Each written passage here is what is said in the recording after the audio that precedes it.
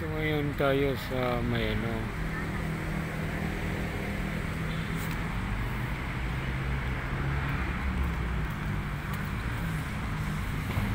tayo ngayon sa Luton, sa malapit sa nasunog na ano na post office. Relax muna tayo dito, medyo napagod ako.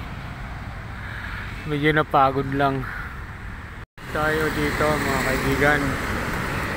Yan po ang dating post office na nasunog. Yan po ang nasunog na dating Central Post Office dito sa Luton. Yan. Ito po yung lugar ng Luton. So, hindi pa nakapunta dito ng Luton. Ito po yung Luton. Yan. Ito ang sinatawag na lagi natin naririnig, Luton. Yan, tambayan ng mga tao dyan. Yung mga dyan natutulog.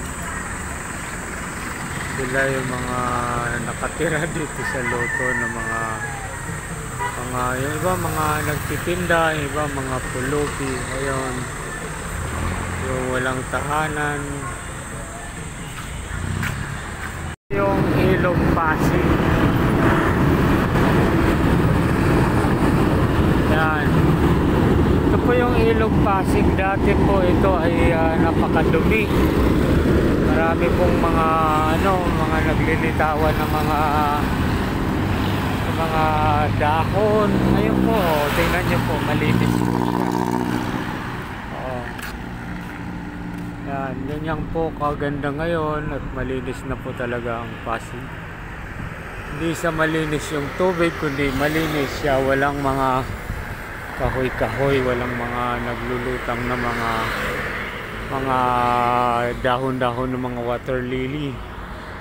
Yan, may mga nagta-travel na rin ng mga ng mga barks. Yan. Ito po ang itong lugar na ito po ay sa Quiapo.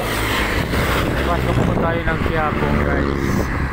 Papasok na po tayo ng Quiapo.